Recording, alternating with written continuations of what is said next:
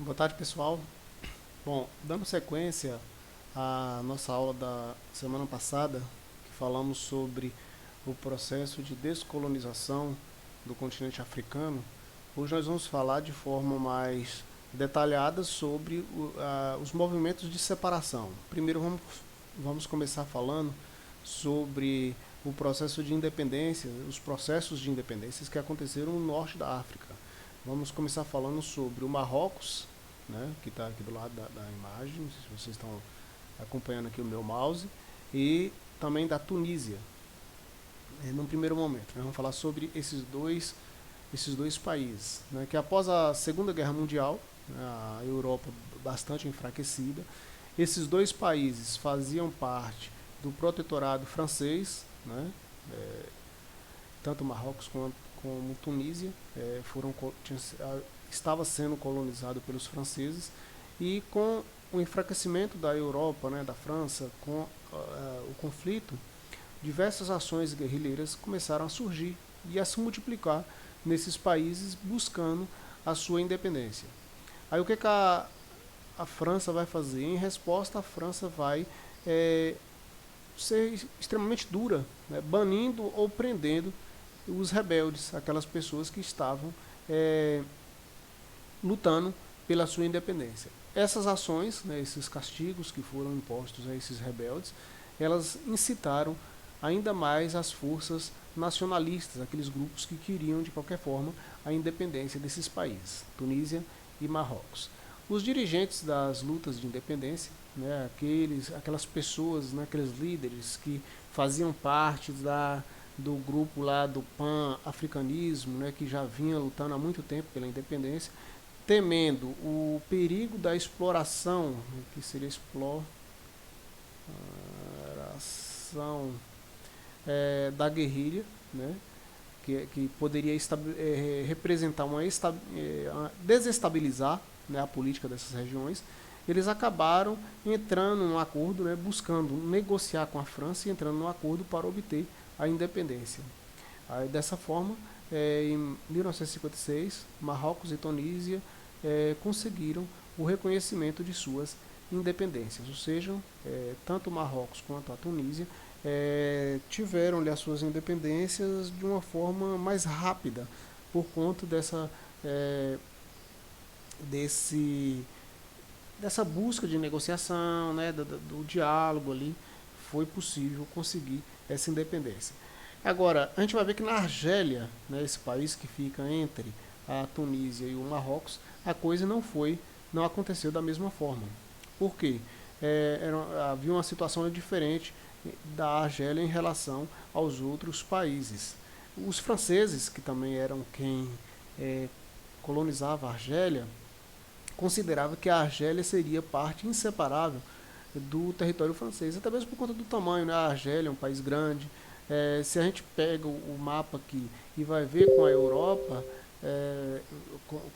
comparar, né, ver um mapa todo que mostra a parte aqui da Argélia e a Europa, vai ver que a França está logo aqui na direção da Argélia.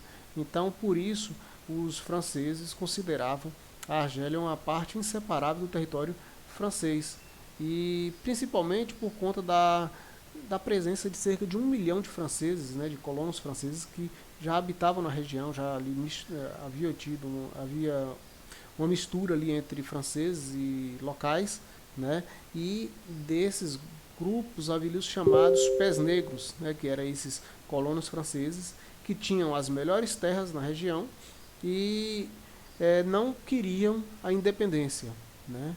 Então aí vai formar dentro da Argélia dois grupos, né, o grupo dos mais pobres, né, que não tinha nenhuma ligação direta com os franceses, querendo a independência, e esse grupo de colonos franceses que eram contra a independência. E desde 1945, né, os argelinos, né, que não eram esses pés negros, os piedres noirs, eles já realizavam manifestações, né, em todo o território, e acabavam sendo violentamente reprimidas essas, essas manifestações pelo exército francês. Os Pierre Nords, que eram os pés negros, aqueles colonos franceses que não queriam a, a independência, eles também promoviam as suas manifestações, mas eles faziam manifestações contra a separação, né, contra a independência da Argélia.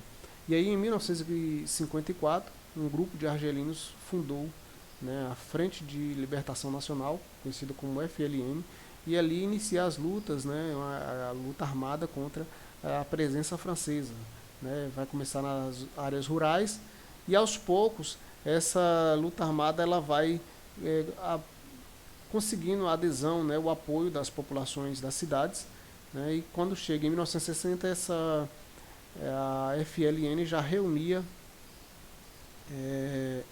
cerca de 130 mil pessoas, né, 130 mil combatentes. E aí, após anos de confronto, a França acabou assinando, em 1962, o acordo que ficou conhecido como Acordo de Evian, né, que estabelecia um cessar-fogo e convocou um referendo, né, uma eleição onde a população deveria decidir o futuro da Argélia.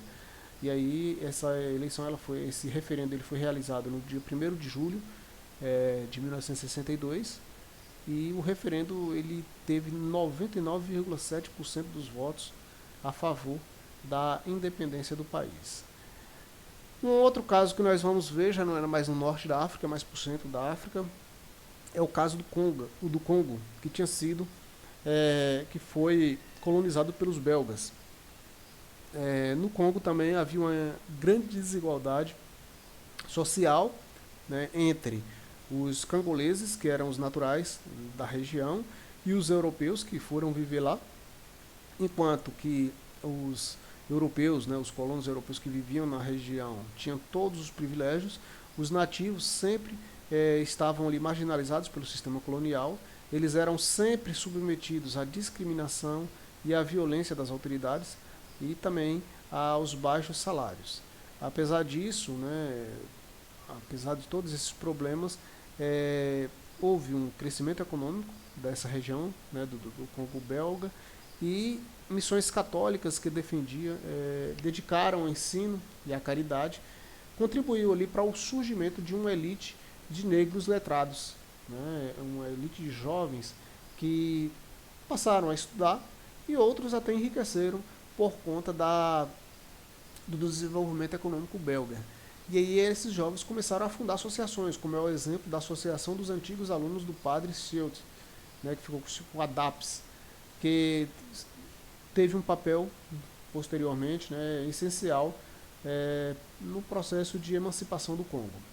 As primeiras agitações pela independência, né, os primeiros movimentos populares pela independência do Congo, eles ocorreram ainda em 1944, ainda antes do final da Segunda Guerra Mundial, e aconteceram em diferentes cidades, mas eles foram duramente reprimidos pelo governo do Congo, né, o governo ligado aos belgas.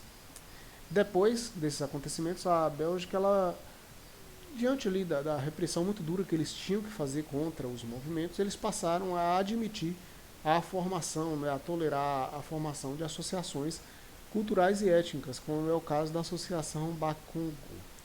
Em meados dos anos de 1950, a divisão interna entre colonizadores acabou sendo enfatizada ainda mais quando da publicação de um plano que propunha a emancipação do Congo ao longo de 30 anos, ou seja, o Congo não seria independente de uma hora para outra, levaria 30 anos esse processo de transição. E aí, é claro, os colonos europeus não aceitaram, né, havia um descontentamento com esse plano, eles queriam permanecer naquela situação, porque era muito cômoda para eles, e isso gerou uma desestabilização do regime belga e uma radicalização, ou seja, cada vez mais os congoleses indo para a rua, fazendo manifestações e exigindo o fim do processo de colonização, ou seja, a independência do Congo. E aí, para evitar uma guerra, né, o governo organizou eleições municipais em 1957, e aí, a partir dessas eleições municipais, onde foram realizadas nos bairros congoleses, né, começou a haver um debate político nesses bairros. E isso favoreceu a formação de partidos políticos que até então eram proibidos entre os povos congoleses. E aí assim surgiu o chamado Movimento Nacional Congolês, o MNC, que liderado por Patrice Lumumba, né, que foi uma figura aí de destaque na luta política do Congo, né, e pela independência econômica em relação à Europa. Chega em 1959, novas revoltas voltaram a acontecer, né, novas revoltas que queriam a independência e que novamente foram violentamente reprimidas. Porém, o governo, cada vez mais pressionado, decidiu apressar a emancipação do Congo para o dia 30 de junho de 1960. E aí, 30 de junho de 1960, o Congo passa a ser um país independente, mas ele continua, né, ali com um conflito interno entre duas forças políticas. De um lado, um grupo que girava em torno do primeiro-ministro, Patrice Lumumba, que era ligado ao movimento pan-africano e que defendia projetos mais nacionalistas e radicais, ou seja, queria transformações, um distanciamento dos europeus e transformações internas no país, né, tanto sociais, econômicas, políticas. E do outro lado havia o presidente, né, o Joseph Kasavubu, que ele, ao contrário, ele não queria essas transformações rápidas, ele buscava fazer reformas moderadas e regionalistas.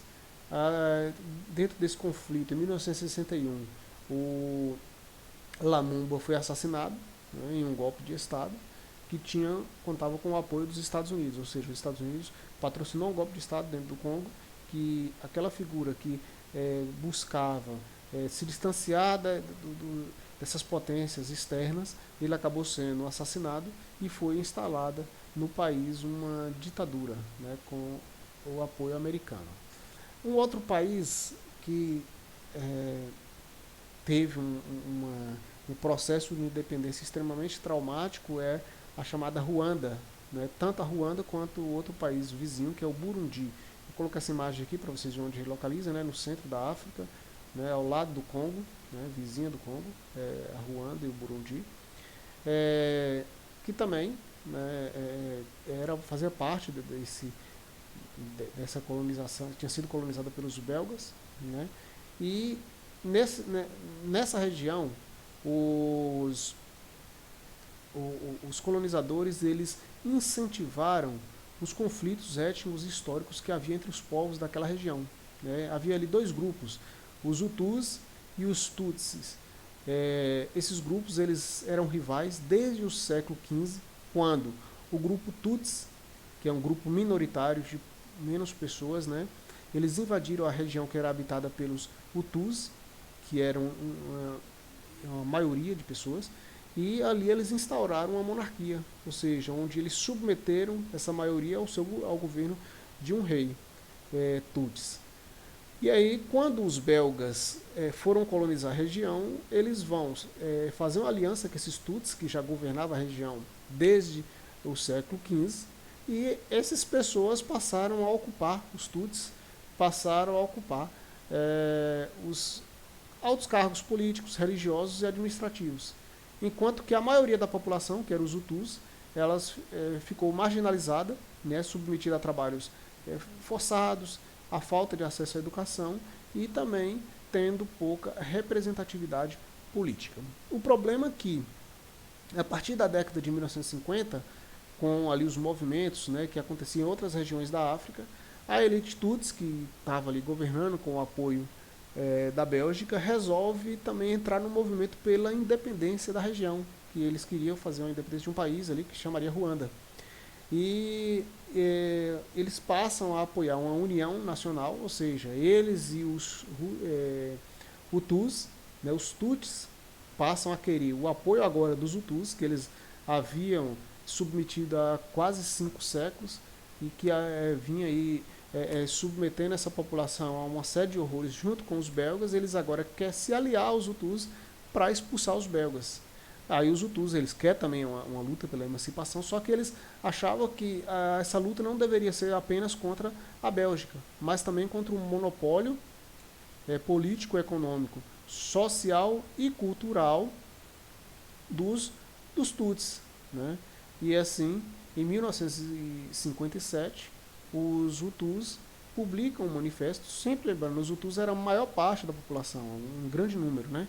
Eles vão publicar um manifesto apontando as contradições da sociedade ruandesa, ou seja, onde uma pequena etnia governava a maioria, submetia essa maioria a uma espécie de servidão, né, trabalhos forçados, não deixava ter acesso à educação, não tinha participação política, e com isso, em 1959, esse movimento ele vai crescendo a partir de 1957. Em 1959, os Hutus conseguem derrubar a monarquia Tutsi do poder. Né? E aí as eleições são marcadas para 1960. Vai dar uma vitória aos Hutus, que era a maioria da população, claro, né? Vai para as urnas e vota nos seus representantes, eles vão vencer as eleições.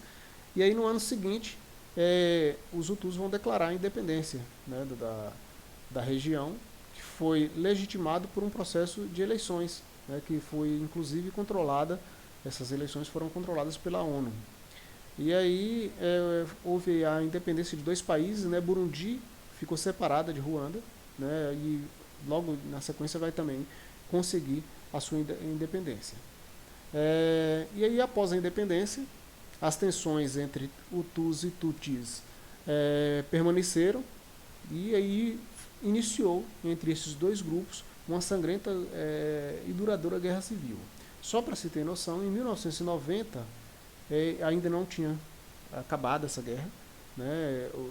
Os Tutsis tinham se refugiado, saído da região da Ruanda, e lá eles acabam, desde o ano de 59 que eles estavam refugiados, organizando, né, em 1990 eles organizam um grupo, né, chamado Frente Patriótica Ruandesa, RPF, e acabaram invadindo a Ruanda, que era governada pelos Hutus. E aí a guerra vai iniciar um conflito que vai durar até 1993, né, de 1990 até 1993, um derramamento de sangue intenso. E aí é onde é assinado um acordo de paz, né? Só que no ano seguinte, um avião que levava os presidentes tanto da Ruanda como de Burundi, que eram todos Hutus, foi derrubado, esse avião com os dois presidentes, e os Hutus, os extremistas Hutus, passaram a culpar essa Frente Patriótica Ruandesa Tutsi pela morte dos presidentes, e assim os Hutus vão iniciar um genocídio contra os Tutsis. E nesse processo cerca de 1 milhão de pessoas vão ser mortas. É talvez junto com lá o extermínio de judeus, que nós vamos estudar na Segunda Guerra Mundial, talvez tenha sido um dos capítulos mais traumáticos da história da humanidade. Eu nem aconselho vocês a pesquisar sobre isso, viu? Se for ver isso, tem umas imagens muito chocantes na internet. Não é nem muito bom vocês tentar pesquisar sobre isso. Eu vou deixar... teria outros conflitos, né, em outras regiões, né, nos processos de independência, mas nós vamos ficar apenas com esses por enquanto. Aí eu vou deixar algumas questões para vocês responderem no card aí logo abaixo, e na próxima aula a gente já corrige as atividades para marcarmos uma avaliação. Até a próxima.